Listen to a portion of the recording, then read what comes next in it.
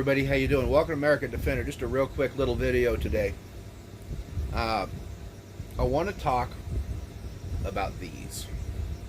Okay, this is the Triple K magazine for the Remington 742, 7400, 750, 7500, 7600, 760, 740, that whole series of rifles. Okay, so here's my 30-06 7400 carbine.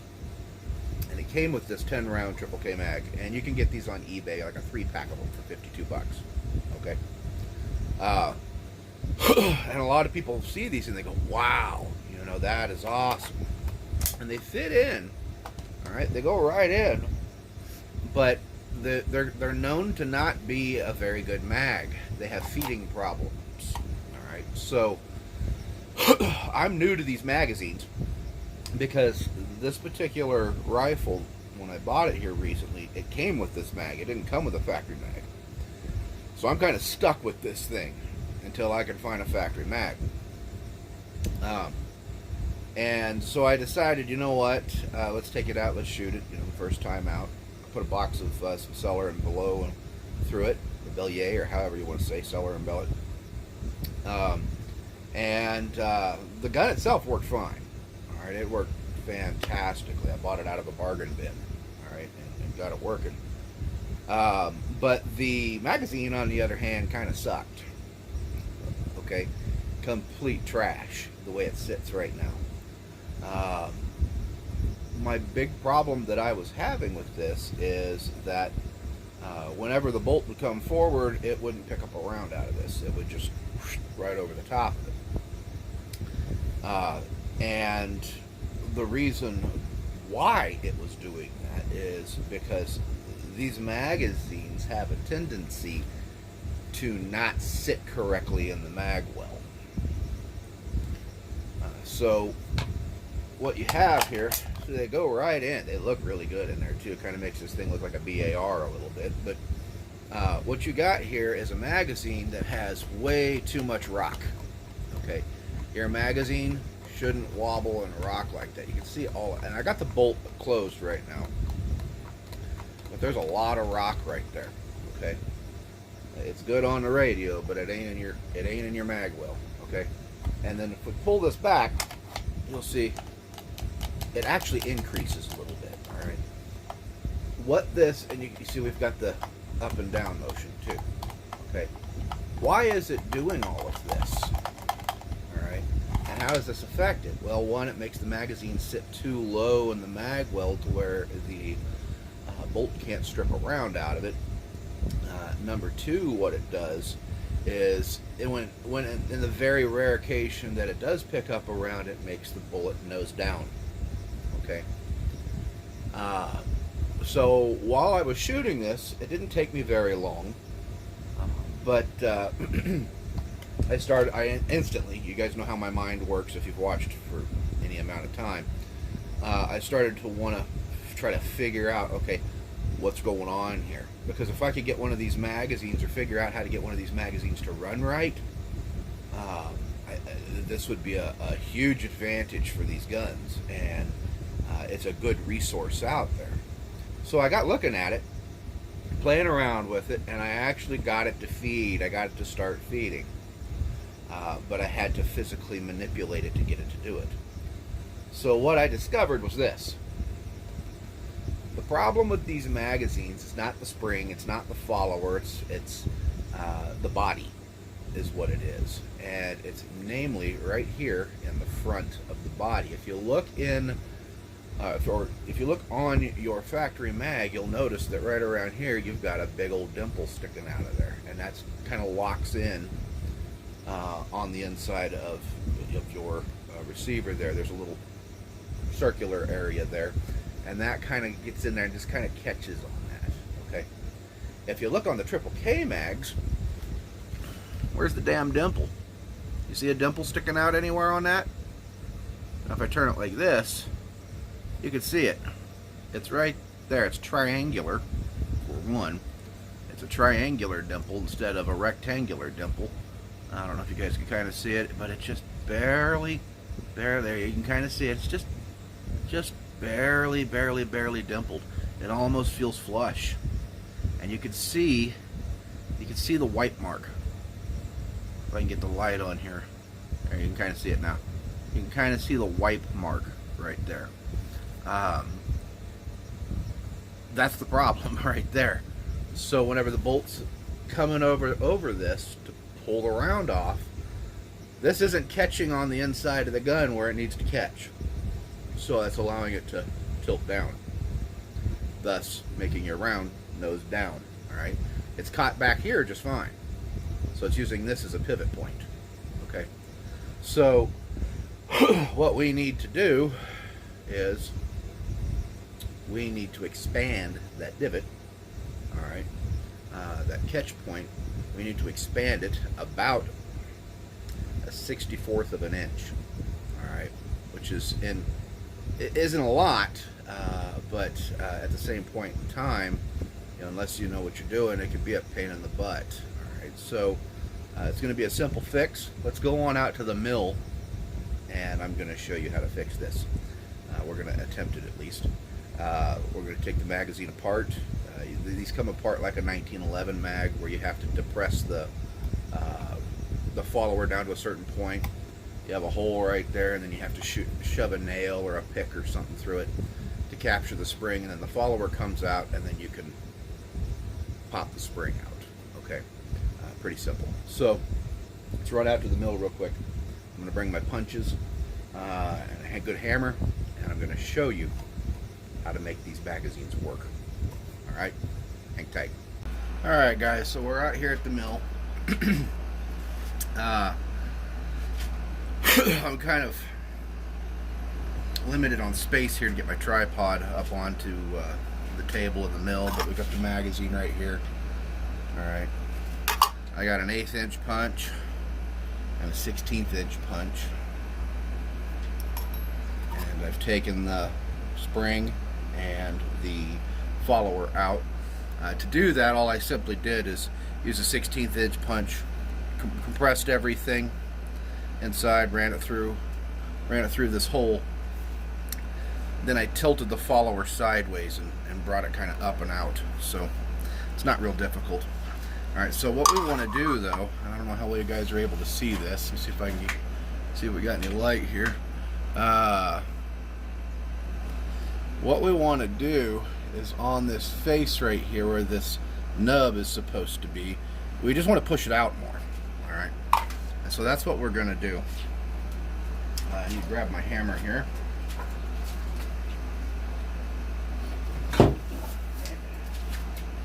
Okay, need a hammer. And then what we're going to need is some kind of something.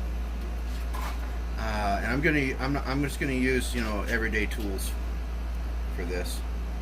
We need some kind of something that when I go to hit, that it's going to support around this area, and it's going to allow us to make a different shape here. Okay, so I happen to have this little guy right here, and I think this will work. Yes. Okay, so this is actually a little piece of steel, some holes drilled in it. You can see there. That's part of an HEI distributor if you're really curious. And what we want to do, okay, I'm going to need to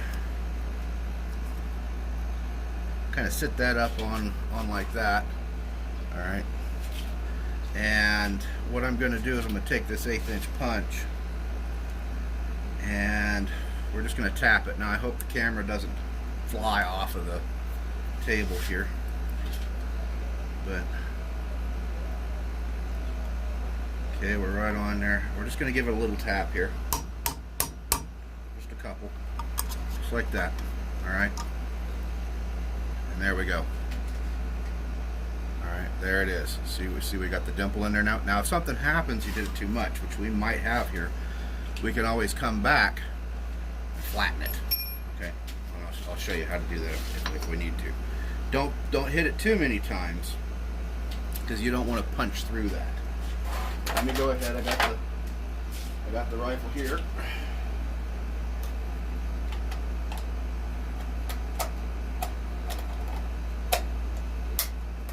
There we go.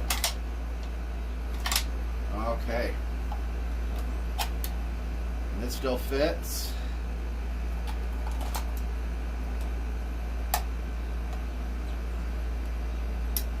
And yeah, it's locking in good now. All right. That quick of a fix. So let's run back in and I'll show you what I mean. We'll put the mag back together. But you can see the difference now. You can see there's definitely a dimple there now. All right, there's definitely something. I can't see the screen very well, but there you go. You can see there's definitely something there now. It's more like what the factory mag would look like. So mine is just a touch off center, but that's okay. So that easy. Let's run back inside. All right, guys. So we're back, or I'm back in the house here, and I'll show you that again, everything fits. There's no more wiggle like it had. There's a little bit. You want a little bit of movement, okay? You want a little bit of movement, but nothing like what it had. All right. There's definitely no up or down movement like it had, because I could get this thing to move quite a bit up and down. If you take the pressure off of it, you can see it doesn't really change anything. It tells you that the magazine's being held the way it should be. It's in the correct position now. All right. So I'm going to go ahead and I'm going to take the magazine apart because I've already put it back together. I'm just going to take it apart for you real quick and put it back together just to show you guys how to do this. It's fairly simple. You just need a couple tools. I'm going to use a popsicle stick and a 1/16 inch punch. Okay, so let me go ahead and pull you closer here and drop this down and all that, because I have a tendency when I'm in my chair to work off of myself here, to kind of work down low like this, all right, because it gives me more leverage and it gives me somewhere to set the magazine. Okay, so popsicle stick, we're going to use that to kind of push everything down. You can use your finger too. And we're going to take this. We're going to take this punch and we're going to slide it right underneath the follower to capture the spring in there. You can see it pretty much wants to come out already. You can see there's the spring right there, and there's your follower, popsicle stick. All right, get it in there, and you can. Sometimes you'll have to take this and tilt it to the side and lift it out, or sometimes tilt it forward, tilt it to the side and lift it out. Okay, it all depends upon the spring, but the key is to get the pressure off. And once you get the pressure off, that comes out, and there's your spring. Okay, that's all there is to it. Spring goes right back in. Again, the curves go up. It doesn't matter, you know, if you do it this way or this way, up or down, because it's the same either way. All right, so we'll go ahead and pop the spring back in. All right, and in the bottom of this magazine, there's really no place that captures the spring. You just kind of want to make sure it's all the way back when you put it in there. If it slides around, don't worry about it. All right, we're going to capture it again with our punch. Like I said, it's kind of like a 1911 mag where you got to do all that capturing and everything. And then we're going to take our follower, round into the front, square it off into the back. And I like to sit here and I like to bring it in at an angle and then pop it down if I can. That way, what we've got to do is get the spring into these little teeth that are on the bottom there.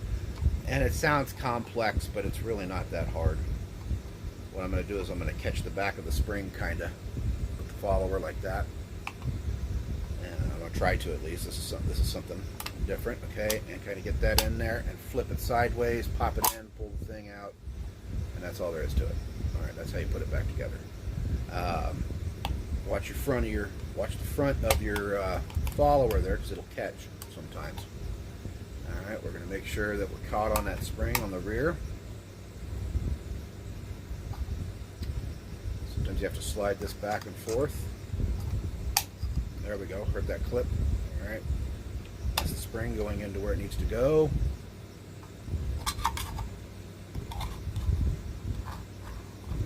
Press that down in there. Now my follower, if you look at it, it's tilted. Sometimes you run into that too. See how it's kind of tilted and it's uneven? We're just going to kind of get in here. Same thing, we're going to press it down again. If that happens, I'm going to catch it with my punch. Okay, I'm going to watch the back of my follower, and then just pull it, keep my finger right there in the middle, but I don't want to get it caught, and then, whoop, that's it. Okay. We'll go ahead and pop that to the side. Okay, we're looking good. See, we're not tilted anymore. That's it. That's all there is to it. Okay. Real simple stuff. So, that is the fix to the Triple K 10-round magazine for, I call them the Remington 700 series rifles. You know, the 7400, the 750, the 742, the 740, the 760. They all pretty much use the same magazine design. Okay. Let me go ahead and rack it a few times and show you, yeah, everything's still working. All right. Pull it out. I'll just pull straight out to put it in. You got to kind of tilt it in there, get the front end, kind of like an AK, and rack it in there. All right. So that's the magazine. That's how you correct the problem with them. All right. Is you just add that dimple to it. Triple K, when they made the mag, or whoever they have making the mag, they really need to adjust their dies to make that piece push out another 1/16 of an inch, maybe just under 1/16. Okay. But they really need to do that, because that's the problem with these mags. It's not the followers, it's not the springs, it's not any of that. It's the body. It's they're not finishing the magazine. Because as you saw in the beginning of the video, tilt this back up. As you saw in the beginning of the video, that was basically just flat on the front. There was nowhere for the front of the magazine to hook on to the spot inside the receiver, you know. So basically your magazine at that point in time is unstable, and the front of your magazine is able to move, because it's the back of the magazine of it is using your catch as a fulcrum point. So anytime that bolt is coming forward and putting any downward pressure on that magazine, it's tilting that front of that magazine down, and it's just, you know, floating. And by adding the dimple in there, we're making it to where it catches in the correct place in the receiver, and now it can't float. It can't go nowhere. It just has to sit there, and the round goes in, and it doesn't nose down, and it doesn't miss it, and it doesn't, you know, override the round or anything like that. It just shoves it home so you can take it downrange and do what you got to do. And if it's a 30-06, I hope there's well, you know, you're doing what a 30-06 was designed to do. Okay, so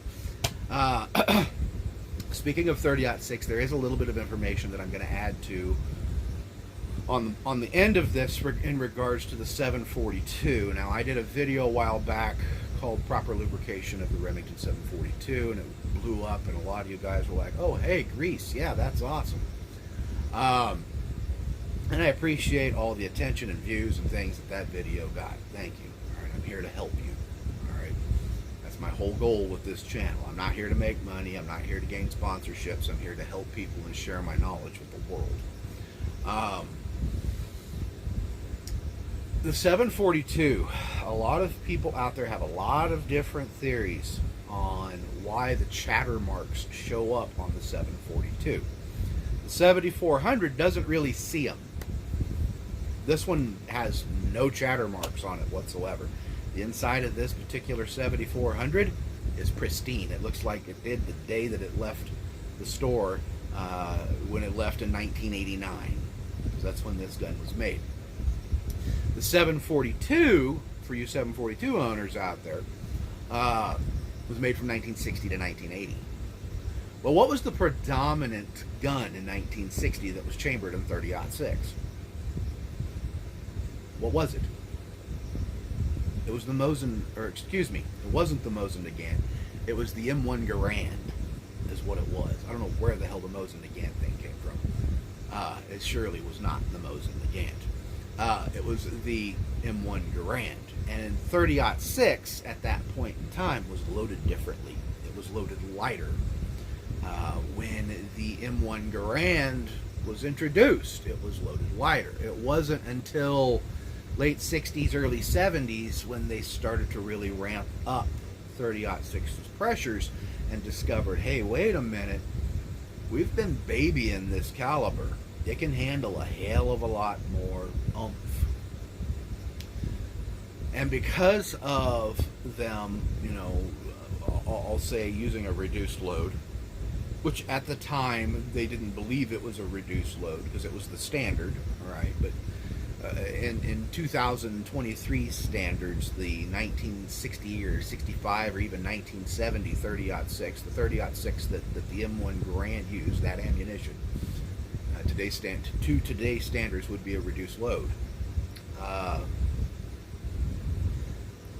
Everybody that was making rifles at that time, especially semi-automatic rifles in 30-06, they were making them to those standards of the M1 Garand to handle those pressures.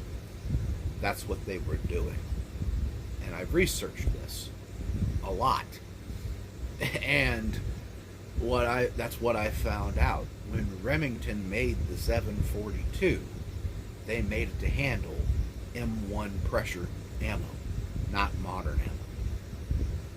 That's a huge reason why you have those chatter marks inside of the receiver of your 742, because the steels and the metals of the 742 receiver are soft. Now when I say that, don't go, oh, it's soft metal, it's junk. No, remember, it's 1960. But they were making it to comply with 1960 standards. And 1960 standards said that the hardness rating of that particular steel only had to be that of which was, with the M1 Garand. And the M1 Garand was kind of, unless you modify one, they're easy to break.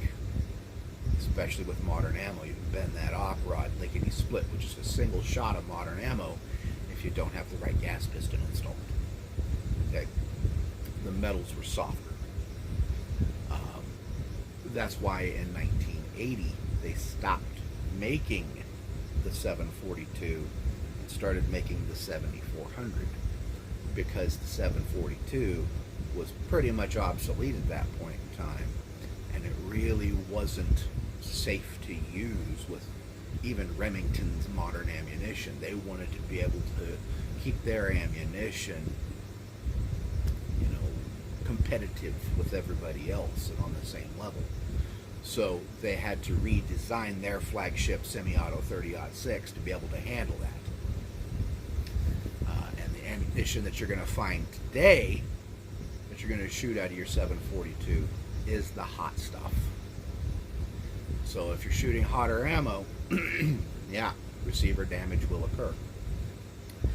And it's something that I've never heard really mentioned in the world of Remington rifles. People don't really talk about it. A lot of folks out there, they buy the 742 because it's an awesome rifle, and you can pick them up affordably. And they go out and buy 30-06 just off the shelf. Can't blame them. Not realizing that the metallurgy of 1960 is different than the metallurgy of the 1980s or 90s or whenever, and that the metallurgy's got better. They just take for granted, hey, it shoots 30-06 or 30-06 or 30-06. No, it's not. The modern 30-06 is far stronger, far more potent than the 30-06 ammunition from 1960. The 1960 ammo is a reduced load. So what does that mean? That means if you have a 742, you need to be shooting ammunition that is rated for an M1 Garand. If you want to preserve that rifle, that is what it is designed to shoot. Welcome to the world of M1 Garands and trying to find ammunition. Okay, so Cellar and Bellet stuff works pretty good. It's smoky, but it works pretty good. If you're going to shoot modern ammunition and you just want something to where, know, you can shoot nothing but modern ammunition, then get a 7400. With the 7400s, they'll handle modern stuff. They'll handle Federal Fusion. They'll handle the modern core-locked Remington stuff. They'll handle Weatherby's ammo. They'll handle anything. Okay. Whereas your 742, it won't. It won't do it. Every time you fire a modern round of ammunition out of a 742, you are damaging it. So, I thought I would add that on there. That is another reason why you're getting those little marks and scrapes and dings and all of that in your rails. There's been all sorts of theories on this. It's from the hammer lifting up on it. No, it's not. No, it's from shooting overpowered ammunition. Is what it is. Overpowered ammunition and improperly lubricated parts. Hence the grease. That's why you want that cushion there, okay, with the grease. So I figured I'd tack that on the end here.